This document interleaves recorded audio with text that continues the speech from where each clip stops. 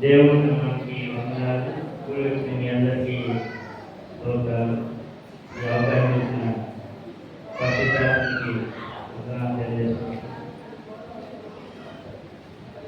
Good Friday శుభాకాంక్షలు ఒకరికి తెలియజేస్తున్నాను.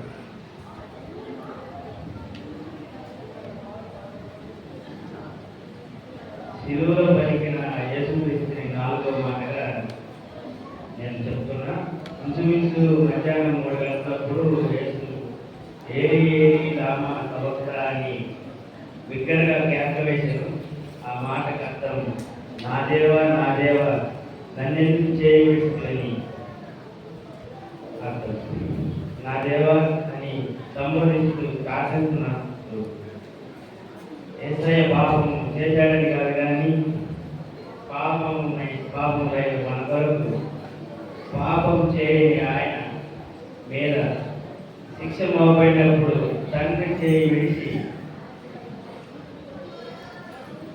విడిచిపెట్టేస్తే ఆత్మవేదంతో పలుకుతున్న మాటే ఈ 4వ మాట.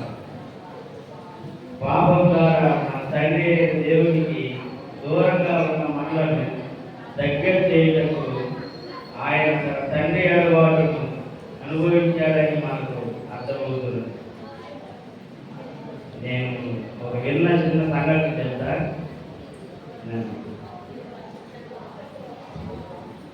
ఇంగ్లాండ్ దేశంలో ఒక తండ్రి ఒక కుమార్తె వాళ్ళిద్దరూ ఉండేవారంట.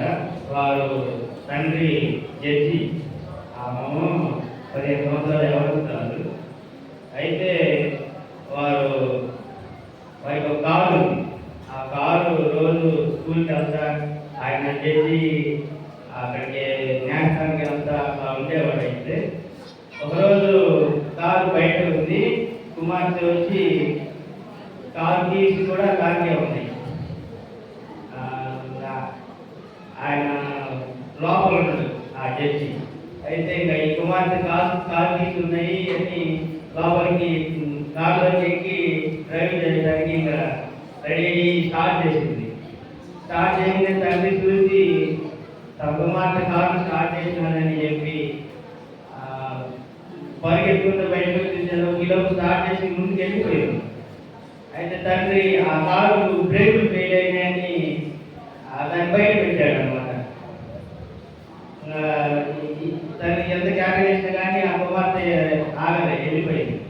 ఇంకా వేరే పోలీసులను ఫోన్ చేసి ఇట్లా ఆ కుమార్తె బ్రేకులు కారులో బయలుదేరింది రోడ్డు మీదకి, మీరు ఆఫ్ చేయగానే మనకు ఫోన్ చేసేస్తే వాళ్ళు ఆ కోసం వెళ్ళారు. రోడ్డు మీదకి వెళ్తే ఆమె వెనక బెర్రలో చూస్తూ ఉంది. వీళ్ళు పోలీసు వాళ్ళు ఎమ్మడ పడతారు, కేకలేస్తూ ఉన్నారు. ఆమె ఏమనుకుందంటే, నా తండ్రి నన్ను ఆఫ్ చేయడానికని ఇలా కబడ్డీ పంపించినాడు పోలీసు వాళ్ళని కొంచెం కోపంగా ఇంకొంచెం స్పీడ్గా వెళ్తూ ఉంది. ఈలోపు ఎదురు ఒక పెద్ద ట్రక్ వచ్చి ఆ ట్రక్ గుద్దడానికి యాక్సిడెంట్ కానీ దగ్గర ఉన్నప్పుడు పక్కకు పాలించింది, రోడ్ సైడ్ పక్కకి. అక్కడ ఒక మనిషికి గుద్ది ఆ పక్కన చెట్టుకు తగిలి స్పృహ పడిపోయింది. అప్పుడు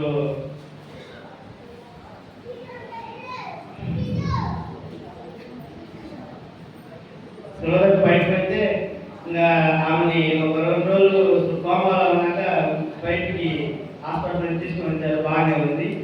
నా వ్యక్తికి యాక్సిడెంట్ చేసింది, అతను వికలాంగుడు అయ్యాడు. అతను ఆమె నేరం మోపడింది. ఆ తండ్రి వాళ్ళంతా ఒక జడ్జి కాబట్టి ఒక తండ్రి న్యాయస్థానానికి తీసుకెళ్ళి ఆమె దోషిగా అక్కడ నిలబెట్టారు. తండ్రి అక్కడ జడ్జి కాబట్టి ప్రతి ఒక్కరు ఆమె గురించి ఏం చెప్తాడో అని ఆసక్తిగా అందరూ వచ్చారు. అయితే తండ్రి ఏం చెప్పాడంటే, ఏమా ముందు 18 సంవత్సరాలు కూడా రాకముందే ఏమా కారు తోలింది కాబట్టి ఏమో లైసెన్స్ లేదు కాబట్టి ఒక 100 పౌండ్లు జరిమానా వేశాడు. తర్వాత ఓవర్ స్పీడ్గా వెళ్ళిందని మరి ఇంకో 100 పౌండ్లు జరిమానా వేశాడు. ఆ తర్వాత ఏమో వ్యక్తిని వికలాంగుడిగా మార్చింది తను అని చెప్పి ఒక 10 కొరడా దెబ్బలు అతన్ని శిక్ష వేశాడు. అప్పుడు ఆయన శిక్ష వేసి పక్కకి వెళ్ళి తన గదిలో ఆ కోర్టు తీసేసి పక్కన ఉన్నాడు. ఇంకా జడ్జి అధికారిని అది అంత అయిపోయింది. ఆయన బయటకు వచ్చాడు తన కుమార్తెను చూడడానికి. కుమార్తె చాలా కోపంగా ఉంది. పక్కన వాళ్ళందరూ నీ తండ్రి చూడు నీకు ఇలాంటి శిక్ష వేసినాడని చెప్పి అందరూ చెప్తుంటే ఆమె చాలా కోపంగా ఉంది. ఇంకా ఆ శిక్ష వేయడానికి కొరడా దెబ్బలు పడడానికి ఒక అతను జడ్జి దగ్గర నుంచి అతను వచ్చాడు. వచ్చి ఈయన జడ్జి కదా, మరి ఆయన కూతురు మరి నేను కొడితే మరి ఎట్లా ఉంటుందో ఏమో అని బాగా తనలో తను మదన పడతా ఉన్నాడు. మదన పడతా ఉంటే అప్పుడు కళ్ళు మూసుకున్నాడు. కళ్ళు మూసుకొని ఇంకా ప్రిపేర్ అయింది మొత్తానికి. ముందే ఆ 200 పౌండ్లు డబ్బులు కట్టాలి కాబట్టి తండ్రి వచ్చి ఆ చెక్కు మీద సంతకం చేసి, అమ్మ నేను నీకు ఈ 200 పౌండ్లు జరిమానా కట్టడానికి నేను చెక్కు మీద సంతకం చేశాను, ఈ చెక్కు మీద నువ్వు కూడా సంతకం చేస్తే అంతవరకు తీర్చొద్దామా అని చెప్తే సంతకం చేసింది. ఆ పోనీలే 200 పౌండ్లు అన్నా నాకు ఇచ్చాడని సంతోషపడ్డది. లేకపోతే ఆ పౌండ్లు కూడా కట్టకపోతే ఇంకొక శిక్ష ఎక్కువైంది. ఇంకా తర్వాత అతను కొట్టడానికి ప్రిపేర్ అయ్యాడు. ఇంకా కళ్ళు మూసుకున్నాడు. కళ్ళు మూసుకొని ఇంకా 10 దెబ్బలు కొట్టాడు. అయితే కొట్టి ఇంకా కళ్ళు తెచ్చి చూడగానే అక్కడ అమ్మాయి లేదు. అమ్మాయి లేకపోతే ఎంత అమ్మాయి లేదని చూస్తే ఆ జడ్జి గారు ఆ అమ్మాయిని బాగా చుట్టుకొని ఉన్నాడు. అయితే ఇంకా ఆయన బాగా బాధపడతా ఉన్నాడు. ఆ చుట్టుకొని ఉండి దెబ్బలన్నీ ఆ జడ్జి గారికి తగిలాయి. ఆయన చాలా బాధపడ్డది. అందరూ చూసి అక్కడ ఒక హృదయదారకమైన సంఘటన జరిగింది. మన తండ్రి కూడా అట్లాంటి మనల్ని ప్రేమించేవాడు అన్నమాట. మనం ఎంత పాపం చేసినా కానీ మన తండ్రి మనల్ని అంత ప్రేమిస్తాడు కాబట్టి అక్కడ ఆ కుమార్తె దాన్ని ఆ పరిస్థితి తెలుసుకుంది. ఈ పరిస్థితి రావడానికి ఒక కారణం, ఇది 4 దిక్కుల నుండి చూడాలి మనం. ఒకటి మనిషి తన హృదయను చూపించినందుకు యేసుక్రీస్తును శాపగ్రస్తునిగా శిలువపై ఎక్కించాడు మనిషి. రెండవది సాతాను, స్త్రీ సంతానం మడి మీద కొట్టడానికి అతి దారుణమైన ప్రయత్నం చేశాడు సాతాను.